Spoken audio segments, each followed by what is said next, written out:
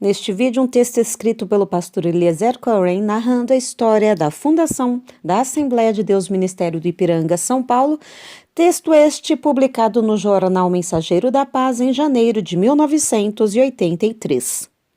Seja bem-vindo ao Diário Pentecostal Historiando, análise histórica e crítica sobre o movimento pentecostal brasileiro. Se inscreva no canal e siga nossas redes sociais. O povo que não conhece a sua história está condenado a repeti-la. A Assembleia de Deus no Ipiranga, capital paulista, pastoreada pelo irmão Alfredo Reikdal, realizou programação especial de 5 de outubro a 7 de novembro para comemorar o Jubileu de Ouro da Igreja, o 39º aniversário do pastor e os 26 anos de existência do templo. Participaram das festividades mais de 30 mil pessoas das 174 Assembleias de Deus e igrejas co-irmãs. Na ocasião, foram separados centenas de irmãos para a obra do Senhor e 359 novos crentes desceram as águas batismais. Um líder antigo. As festividades do Jubileu de Ouro tiveram início no período de 7 de julho a 9 de agosto de 1981, prosseguiram de 5 de outubro a 7 de novembro de 1982 e continuarão este ano a partir de 1º de outubro, quando a parte superior do templo será dedicada ao Senhor. Nas comemorações do ano passado, foi marcante a participação dos dirigentes e obreiros das igrejas do campo, com corais, bandas, conjuntos de mocidade e círculos de oração. No dia 6 de novembro foram separados os novos obreiros e no dia 7 pela manhã, os pastores José Alexandre Joaquim e Gumercindo de Campos Leite batizaram os novos convertidos.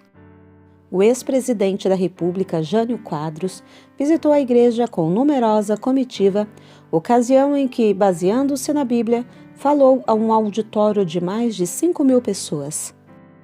À tarde, houve culto ao lado do Monumento do Ipiranga com a presença de caravanas de várias cidades do interior.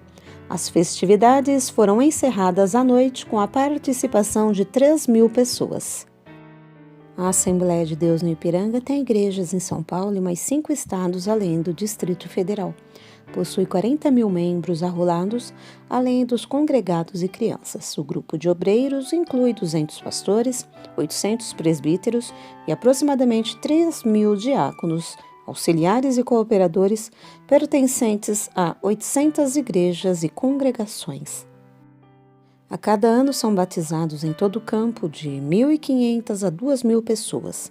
O pastor Alfredo Reikdal, 5º dirigente do trabalho, está à sua frente desde 26 de julho de 1943.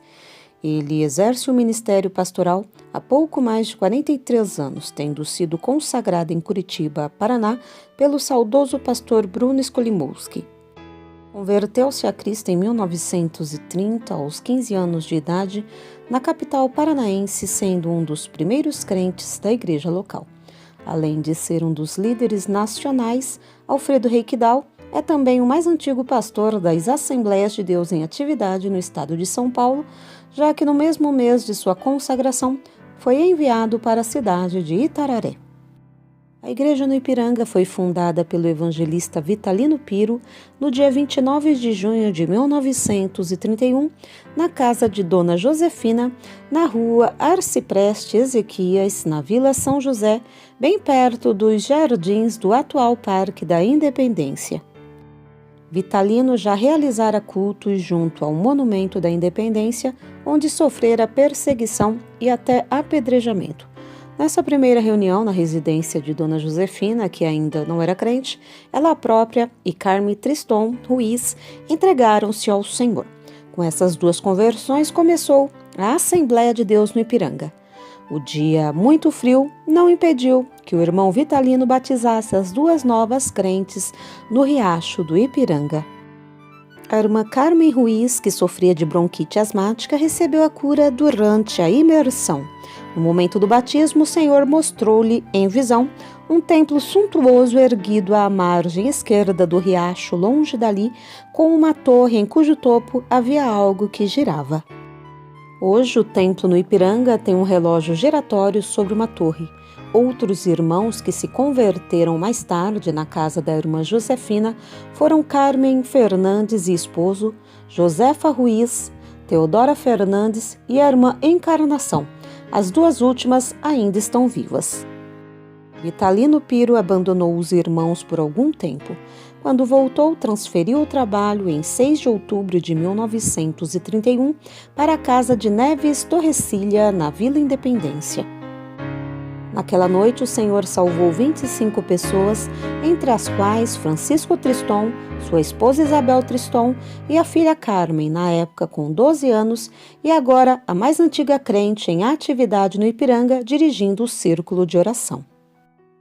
Também se converteram naquela noite João Pérez, Apolônia Pérez, Antônia Sanches e Maria Dolores Sanches, ainda viva e firme com Jesus.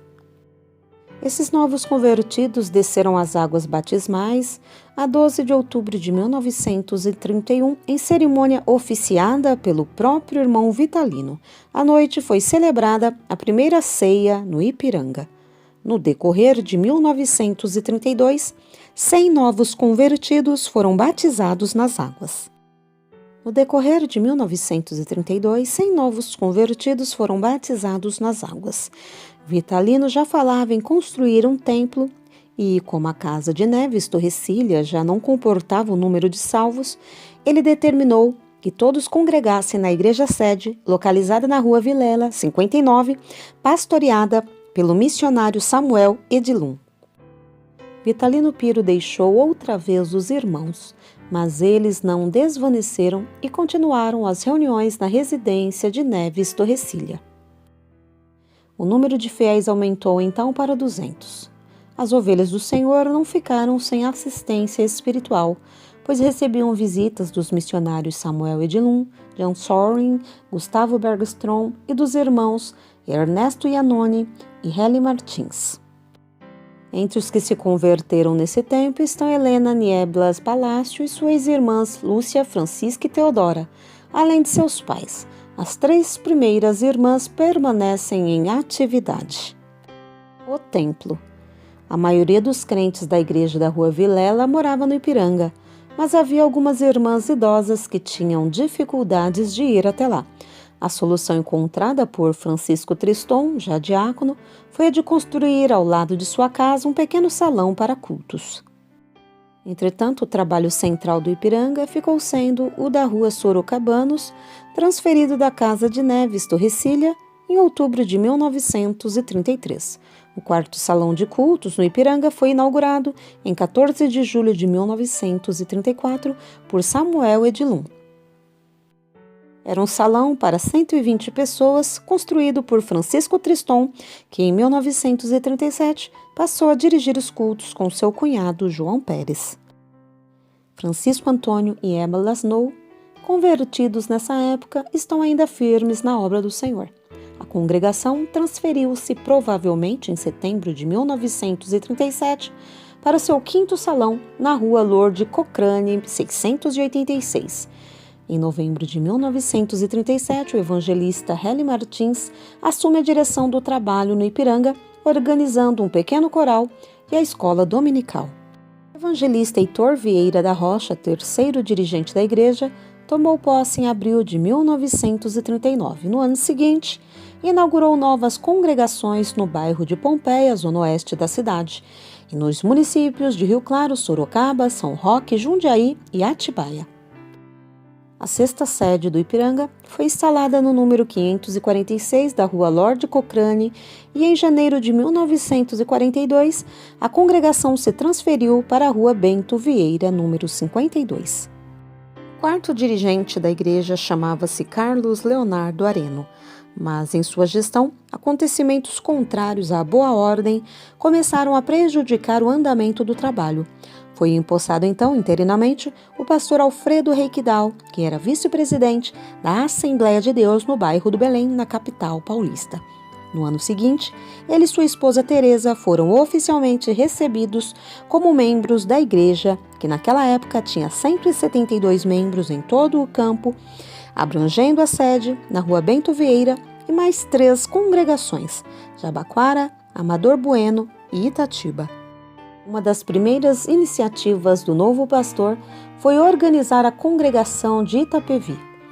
O principal alvo de Alfredo Reikdal foi o de ganhar almas para Cristo e cuidar delas conforme suas próprias palavras. Minha chamada para o ministério não se deveu a condições meramente pessoais ou porque assim eu simplesmente entendesse. Foi mais do que isso. Algo como um impulso íntimo levou-me a entregar, sem qualquer restrição, toda a minha vida, coração e alma ao trabalho de semear a boa semente e cultivar, juntos com todos aqueles chamados por Deus, a seara que temos recebido do Senhor para zelar por ela e fazê-la crescer. Quando em 20 de março de 1955 foi lançada a pedra fundamental do novo templo, já existiam dezenas de congregações e 3.000 membros. E em julho de 1956, na ocasião em que a igreja foi transferida com a conclusão do andar térreo para a Avenida Ricardo Jafet, 214, outras congregações estavam organizadas. E hoje, são muitos os trabalhos vinculados à Assembleia de Deus no Ipiranga. Eliezer Cohen.